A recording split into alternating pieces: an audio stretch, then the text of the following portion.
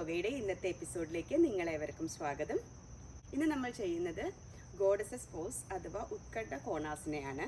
ഇത് ഫിയേഴ്സ്ഡ് angle posture എന്നും അറിയപ്പെടുന്നുണ്ട്. വളരെ നല്ല ഒരു ഹിപ്പ് ഓപ്പണർ കൂടിയാണ്. അപ്പോൾ നമുക്ക് എങ്ങനെയാണ് ആസന ചെയ്യുന്നത് എന്ന് നോക്കാം. ഷോൾഡർ വിഡ്ത്തിൽ കാട്ടിലും കുറച്ചധികം വിഡ്ത്തിൽ നമ്മൾ കാലുകൾ അകത്തി വയ്ക്കുക.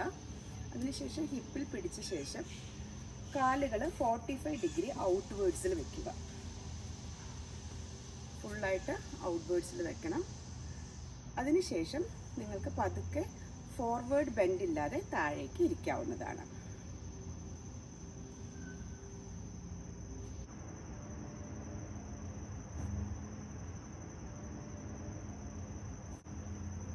അതിനുശേഷം കൈകൾ രണ്ടും സൈഡിലേക്ക് ഉയർത്തുക. ഇവിടെ നിങ്ങൾക്കൊരു 5 to 6 ബ്രീത്ത് എടുക്കാവുന്നതാണ്.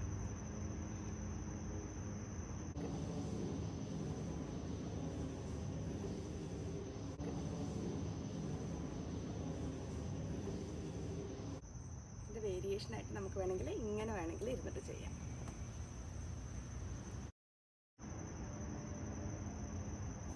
ഇത് മെയിനായിട്ട് നമ്മളുടെ ആംഗിൾസ്, കണങ്കാല്, അതേപോലെ തന്നെ കാഫ് മസിൽസ്, ഹിപ്പ്, തൈസ്, ഇതിനെല്ലാം വളരെയധികം സ്ട്രെങ്തൻ ചെയ്യുന്ന ഒരു ആസനയാണ്.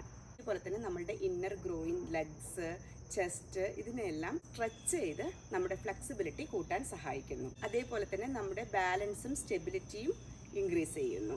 നമ്മുടെ സ്ട്രെസ്സും ടെൻഷനും എല്ലാം റിലീവ് ചെയ്യാൻ പറ്റിയ ഒരു നല്ല ആസന കൂടിയാണിത്.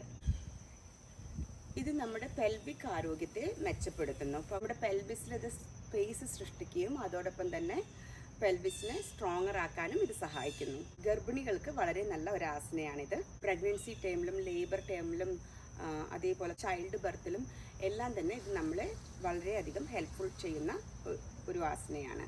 സ്ഥിരമായി ഇത് ചെയ്യുകയാണെങ്കിൽ നമ്മൾക്ക് പീരീഡ് സമയത്തുള്ള വേദനകളെ കുറയ്ക്കാനും ഇത് ഹെൽപ്ഫുള്ളാണ്. മെയിനായിട്ടും ഹിപ്പ് ഫ്ലെക്സിബിലിറ്റി കൂടാനാണ് ഇത് കൂടുതൽ ഹെൽപ്പ് ചെയ്യുന്നത്. ഇപ്പം നമ്മൾ എത്രയും പാരലായിട്ട് ബോഡി കൊണ്ടുവരുന്നതോ അത്രയും നല്ലതാണ് നമ്മൾക്ക് ആ ഫ്ലെക്സിബിലിറ്റിയും ഹിപ്പ് ഓപ്പണിങ്ങും ചെയ്യാനായിട്ട്. എൻ്റെ 100% പെർഫെക്റ്റ് അല്ല ഞാൻ ഇന്നത്തെ ചെയ്തിട്ടുള്ളത്. എനിക്ക് ഹിപ്പ് ഫ്ലെക്സിബിലിറ്റി കുറച്ചും കൂടി വരാനുണ്ട്. സോ നമുക്ക് എല്ലാവർക്കും ചേർന്ന് തന്നെ ഇത് ചെയ്യാം. അതേപോലെ തന്നെ ബ്ലഡ് സർക്കുലേഷൻ ഇത് വളരെ നല്ലതാണ്. ആൻഡ് നമ്മുടെ നട്ടെല്ല് സ്ട്രോങ് ആക്കാനും ഇത് നല്ലതാണ്. ബേസിക്കലി നമ്മളിത് ചെയ്യുമ്പോൾ കൂടുതൽ ഫോർവേഡിലേക്ക് പോകരുത്.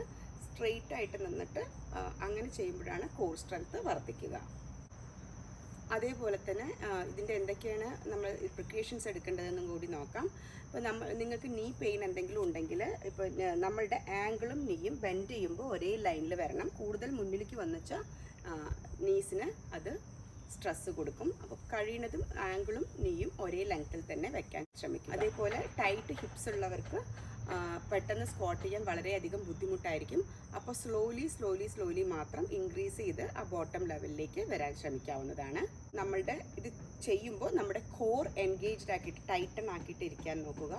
അങ്ങനെ ചെയ്യുമ്പോഴേ നമുക്ക് നമ്മളുടെ നട്ടെല്ലിന് അത് സ്ട്രെങ്തൻ ചെയ്യാനും അതേപോലെ അധികം ബുദ്ധിമുട്ടില്ലാതാക്കാനും ശ്രമിക്കുകയുള്ളൂ.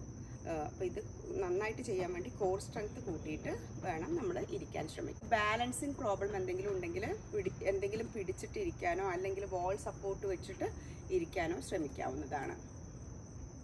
ഇന്നത്തെ ഈ എപ്പിസോഡ് നിങ്ങൾക്ക് ഏവർക്കും ഇഷ്ടപ്പെട്ടു എന്ന് കരുതുന്നു. ഇതുവരെയും നിങ്ങൾ എൻ്റെ ചാനൽ സബ്സ്ക്രൈബ് ചെയ്തിട്ടില്ലെങ്കിൽ please subscribe to my channel. അതോടൊപ്പം തന്നെ ഉള്ള ബെല്ലൈക്കൺ അമർത്തിയാൽ നിങ്ങൾക്ക് എൻ്റെ ഓരോ പുതിയ വീഡിയോയും ലഭിക്കുന്നതാണ്. നിങ്ങളുടെ ഫാമിലിക്കും സുഹൃത്തുക്കൾക്കുമെല്ലാം ഷെയർ ചെയ്യൂ, ലൈക്സ് ഇടൂ, കമൻറ്റ്സ് ഇടൂ. See you soon.